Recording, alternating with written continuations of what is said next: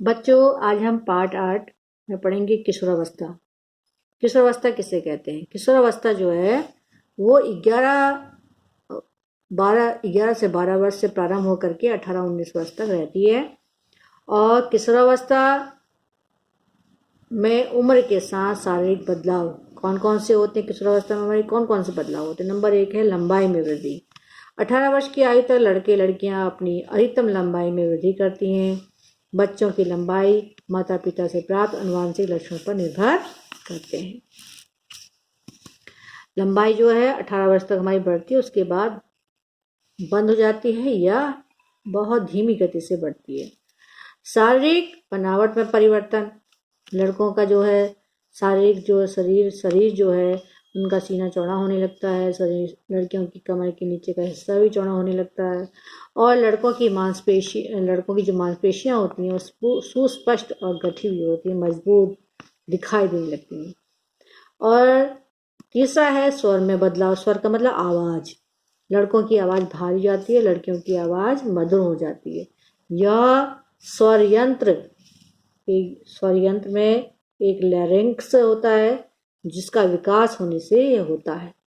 लड़कों के गले के नीचे उभार आने लगता है, जिसे हम कंठमणि कहते हैं, इसे एडम्स एप्पल बोला जाता है।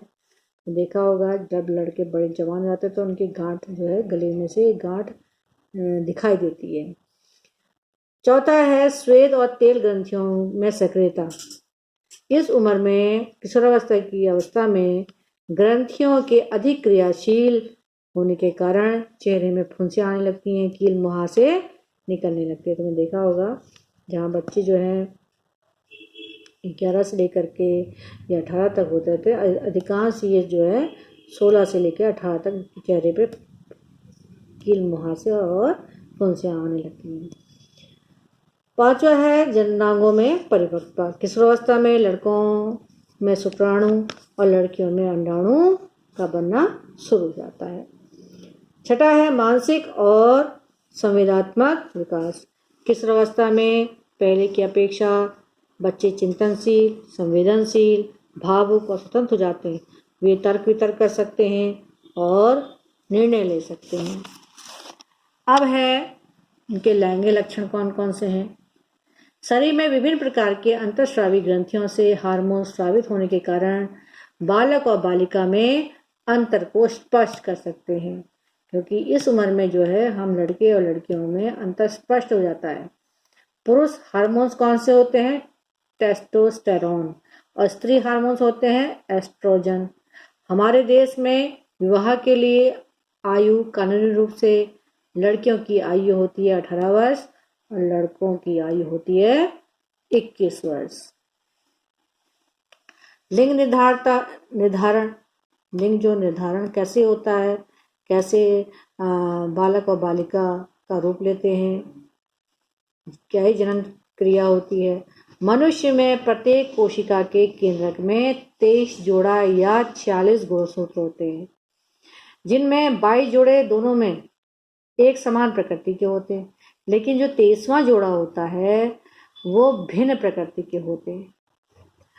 जो 23वां जोड़ा होता है दोनों में, स्त्री और पुरुष में, वो उनकी प्रकृति अलग होती है। और 22 जोड़े जो होते हैं वो एक जैसे होते हैं। और ये लिंग गुणसूत्र जो होते हैं वो X तथा Y के रूप में पहचाने जाते हैं। अब देखो, स्त्री में 23 जोड़े गुणसूत्र XX 46 जोड़े हैं, और पुरुष में 22 जोड़े जो होते हैं वो XX गुणसूत्र होते हैं, लेकिन 23वां जो जोड़ा होता है वो XY होता है। 23वां जोड़ा का मतलब 2 गुणसूत्र। आप देखो कैसे जो है लड़का और लड़की कैसे अपना रूप लेते हैं, बालक बालिका कैसे रूप लेते हैं। देखो ये शुक्राणु है, ये शुक्राणु दिखाई दे रहे हैं। ये पुरुष में शुक्राणु होते हैं और स्त्री में अंडाणु होते हैं। जब ये अंडाणु से शुक्राणु जो निषेचित करता है तो देखो X और X जो है से लड़की बनती है। और ये देखो Y गुणसूत्र है, Y गुणसूत्र से X जो है क्या कहते हैं गुणसूत्र जो है जब मिला तो लड़का बना XY। ये गुणसूत्र है Y और X। XY गुणसूत्र जिसमें होगा वो लड़का होगा, और जिसमें XX गुणसूत्र होंगे वो लड़की होगी। तो दोनों देखो, शुक्राणु और अंडाणु के निषेचन क्रिया करने से, गुणसूत्रों के मिलने से जो है लिंग निर्धारण होता है। अब वाई देखो, वाई किस में है? लड़कों में। लड़कियों में वाई नहीं होता, वाई गुणसूत्र नहीं होता। वाई गुणसूत्र से ही पुत्र पैदा होता है, जो केवल पुरुष में होता है। इसलिए पुत्र पैदा न होने का दोष जो है स्त्री को नहीं देना चाहिए। बहुत से लोग कहते हैं कि बहू के बेटा नहीं हुआ, उसकी दूसरी शादी कर लो, लड़कियां पैदा हो रही हैं। तो ऐसा नहीं, पुत्र पैदा करने का जो ईश्वर ने जिसको वरदान दिया है वो पुरुष है, क्योंकि पुरुष में XY गुणसूत्र होते हैं और Y गुणसूत्र ही लड़का पैदा करता है। समाज में लिंगानुपात की असमानता को दूर करने के लिए बेटी बचाओ और बेटी पढ़ाओ योजना बनाई गई है, ताकि जो है बेटियां